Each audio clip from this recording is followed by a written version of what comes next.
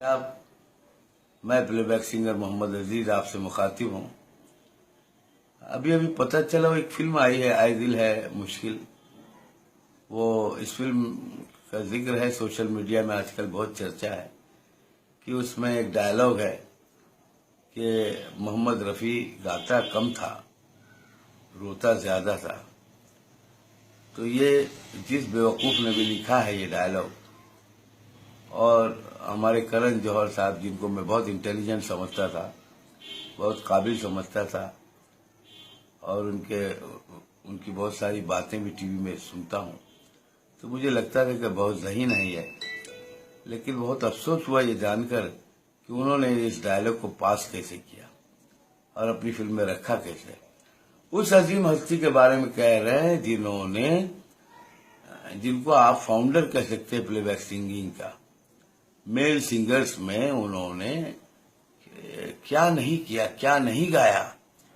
चाहे वो हम काले हैं तो क्या हुआ दिल वाले, चाहे कोई मुझे जंगली कहे, चाहे वो ये चांद सा रोशन चेहरा ये क्या रोते रोते गाया था। मेरे भाई, कोई भी बात करो जरा सोच समझ कर।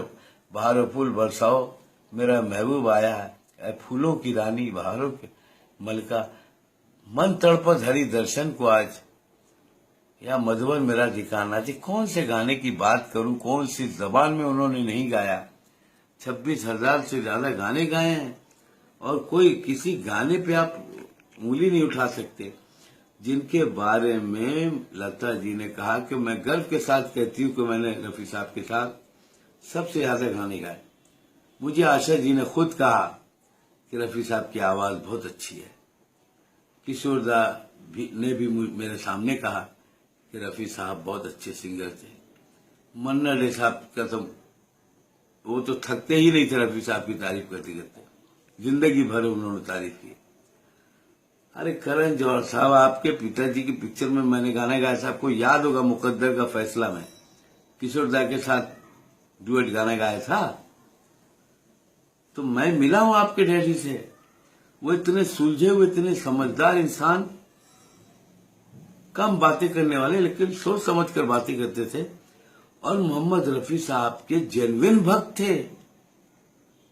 और आप पढ़े लिखे आदमी हर वक्त सूट में रहते हैं ना, क्या डिग्निटी बताते हैं आप, अपनी पर्सनैलिटी दिखाते हैं।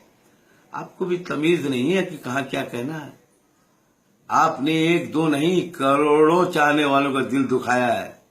मैं वादा करता हूं, हालांकि मुझे पता है मैं आपकी पिक्चर नहीं देखूंगा एक आदमी, तो आपका कुछ नहीं जाएगा, लेकिन ये मेरा वादा है कि अब मैं करण जौहर की कोई भी फिल्म नहीं देखूंगा।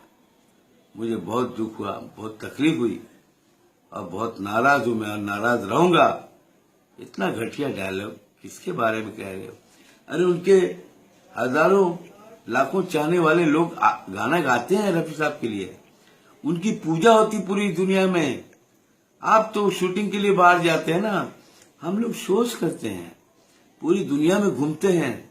जहां जाते हैं लोग बाकायदा तस्वीर लगाकर, भगवानों के बीच में तस्वीर लगाकर बाकायदा उनकी पूजा करते हैं।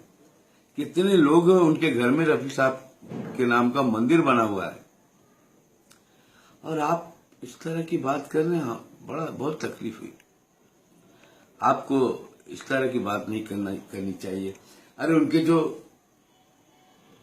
चाहने वाले हैं, जो सिंगर्स हैं, जो हम लोग जैसे, हम लोगों ने उनको सुनकर गाना शुरू किया, उनमें से 4, 5, 6 तो ऐसे हैं कि पहले उनका तो मुकाबला करो, फिर कोई दूसरा सिंगर पैदा करना। वो हमारे शब्बीर कुमार साहब, अनवर हुसैन साहब और सोनू निगम और मोहम्मद अजीज, पहले ये 4 से मुकाबला करके बताओ, फिर रफी साहब तक पहुंचना। वो रोते थे कि गाते थे, अरे तुमको खुद तमीज नहीं है पागल, संगीत का पता ही नहीं, तुमको मालूम ही नहीं है। तुम्हारी पिक्चर में ऐसा कौन सा गाना तुमने दिया? अरे आज तो इलेक्ट्रॉनिक मीडिया का जमाना है, कोई भी गाना हिट करवा लेते हो तुम लोग। गाना तो वही हिट था जो कोई पब्लिसिटी नहीं थी, आज भी लोग गुनगुनाते हैं। तुम जिन रियलिटी शोज में जाकर जज बनते हो ना, उसमें भी पुराने गाने ही चलते हैं। वही लता जी के, वही रफी साहब के, वही किशोर दा के, वही मुकेश जी के, वही मन्ना दा के। तुम लोग यार घास छीन रहे हो, घास। फिल्में बनाते हो ना 100 करोड़ की, गाना अच्छा नहीं होता है। पहले संगीत के बारे में जानकारी लो, फिर बात करो। और कान पकड़ो, घर में बैठ के उठक बैठक करो और मीडिया के सामने आकर माफी मांगो कि हमारे राइटर से गलती हुई है, मुझसे गलती हुई है। चलो हटो यार, जाओ, तुमसे क्या बात करना।